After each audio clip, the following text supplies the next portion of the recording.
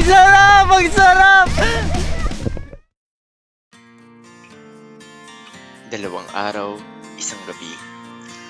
Isang bag ng damit at pusong handang sumugal sa hindi pa nararating. Sa bahay nila Ella, doon nagsimula ang kwento. Kasama sina April, Ella, Ryan at Jemmer. Mga pangalang hindi lang kasama sa biyahe, kundi bahagi ng alaala. Tinahak namin ang patimog, dumaan sa Aglipay, patungong Mandela, kung saan tahimik na naghihintay ang Villa Gracia. 100 kilala ko na, ang San Pedro. Isang paalalang may mga lugar na binabalikan at may mga bagong kwentong isinusulat. Papunta sa Dinadyawan, sementado ang daan, ngunit hindi pantay ang laban. May ahon, may lusong, parang buhay, hindi laging patag. Ngunit sa isang liko ng tadhana, nagbago ang kwento. Ang daan ay naging magaspang, mabato, matarik. Parang sinusubok kung hanggang saan ang tapong mo. May sandaling tila mawawala ang preno, kaya bumaba muna ang mga kasama. Hindi dahil sumusuko, kundi dahil pinipiling magpatuloy ng ligtas. We're walking! Walking there. Nakakatakot yung daan, pero at the same time nakaka-enjoy. Ang init lang. Uy, ang pababa tayo, bagsulit tayo ngayon. Padaras gusto lang. So yan. Pababa. Grabe. It's so hot, girl.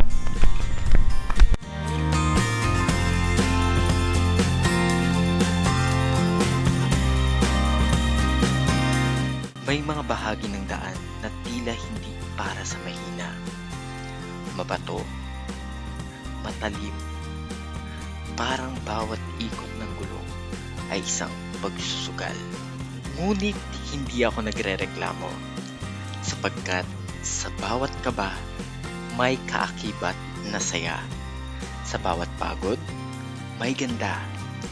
Busog ang mata ko sa tanawin at sa sandaling iyon, alam kong narito ako, hindi lang para makarating, kundi para maramdaman ang bawat segundo. At sa wakas, unti-unting lumitaw ang mga tahanan, mga ilaw ng pag-asa na nagsasabing, malapit ka na. Hanggang sa marating namin ang lugar, hindi lang isang destinasyon, kundi isang pahinga. Sa bahay nila Jemmer, natapos ang biyahe. Ngunit, nagsimula ang panibagong alaala. Yan, pupunta kami sa punta kami sa river nila Jemmer. Dito sa Villa Gracia. So mula dun sa bahay nila, ito, pababa na kami ng hill. Yan o, kapatid ni Jemmer. Ito, si Daniela kasama ko ngayon. Hi. Ingat lang. Oo. Ayun. Green. Wow, this is great. Alright. Pintas. Let's go. Wala talaga itong speaker ko. Pero sabi ni tita, wag daw tayo dito, di ba? Nagdiretso ka na, iris 0 pa. Oh. Yes, yes. Guys. Ito yung ilog sa ibaba ng bahay nila Jemmer. Sa unang tingin, parang hindi siya dumadaloy. Parang tahimik lang.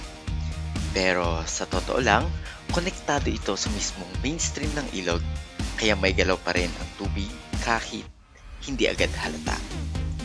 Malinaw ang tubig, halos kita mo na hanggang pinakailalim yung riverbed. Pero huwag kang magpapalim lang sa linaw niya dahil malalim ito. Lampas tao ang sukat. Hindi kami dito maliligo. Bukod sa malalim, karamihan sa amin ay hindi rin marunong lumangoy. Kaya hanggang tanaw at paghanga lang muna kami. Minamasdan ang ganda ng lugar habang iniingatan ang aming kaligtasan. Pagkatapos maglibot, Kain na tayo! kumain muna kami. Tapos pagkakain, Yan, so may mga salbabida po kami. lumarga na ulit. Dumiretso sa ilog. Medyo mahaba-haba ang daan papunta sa ilog. Tirik ang araw, pero parang wala lang. Dala na rin siguro ng excitement, kaya tuloy-tuloy lang ang lakad at kwentuhan hanggang sa kami ay makarating. Grabe ang tubig oh. Doon, Papunta pa kami sa kabilang pampang. kabilang pampang. Oo, kasi kailangan namin maghanap ng malilim na masisilungan. Ito kapatid ni Jemar nga pala yung bangkero namin. Ang pangalan niya ay Kevin. Kuya Kevin, mag-hi ka naman. Kaya ka naman daw. Busy siya, busy naggaganyan. Oh, grabe. Kita ko yung ilalim ng ano. Wow. Malalim na. Yeah! Nauna na yung mga kasama namin doon sa kabila. Ayun sila. Ooh. Lalim! Ridiculous, Kuya But. Basta. Hey, welcome to the beach! Yay, ito na talaga, beach oh. Oh! Yeah! Yay! Yan, angkla na po. Yan, nakatungtong na kami sa beach. It's a beach!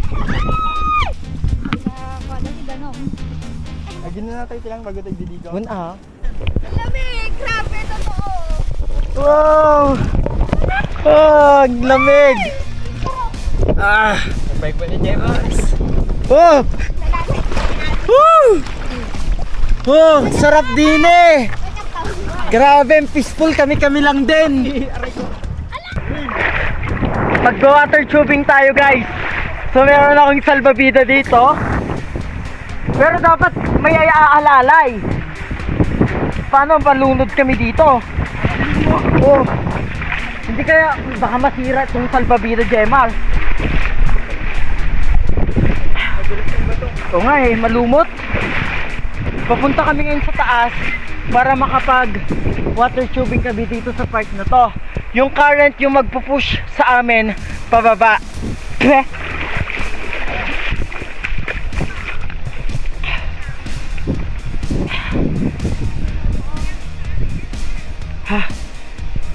Mainit nga lang itong mga bato.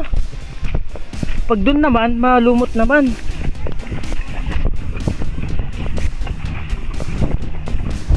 Mag-water tubing tayo guys. Water tubing. Water tubing. Sakay na ako guys. Para dito. Woo!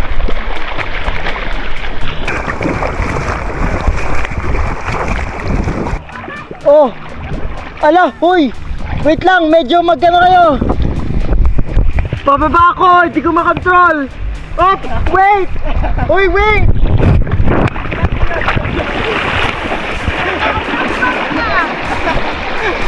Matutusok tayo! Oops! Okay na. Go down. Ha, let's go back.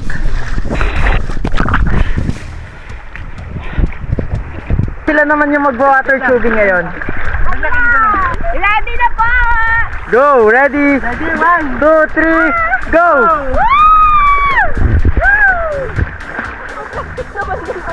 Bakit ano, umiikot ako? Eh paano ako dito?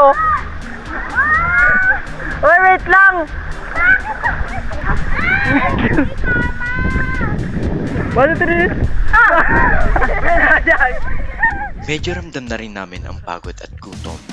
Kaya, napagdesisyonan naming bumalik muna sa pinag-iwanan ng gamit. Nagpahinga saglit at kinain ang baon naming fries. Pagkatapos nun, lumipat na kami ng pwesto. Naghanap ng parte ng ilog na medyo mas malalim at may lilim para makapag-enjoy naman kahit papaano sa paglangoy. Ito na nga yung spot na nahanap namin. kailangan pa namin tumawid ulit. May mga dala kasi kaming mga gamit na Kaya? hindi pwedeng mabasa. Ala! Ala! Ala!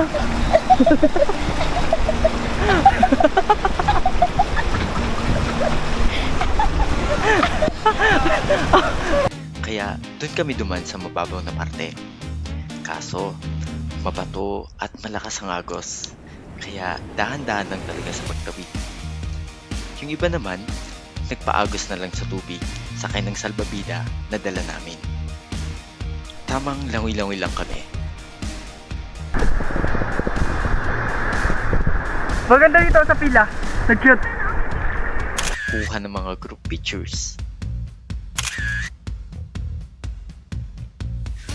For tawanan at enjoy sa tubig.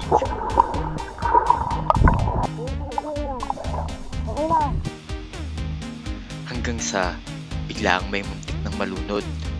Nag-cramps ba naman ang paa habang lumalangoy? Mabuti, mabilis na nakaalali ang iba. At isa pa, dahil sa isang mahiwagang bato, nagkayayaan na rin kaming umuwi. Pagka-uwi, naligo agad sa poso para makapagpahinga na. Pero syempre, hindi dito natatapos ang kwento. Kita-kits ulit tayo sa day 2 at mas marami pang adventure ang susunod.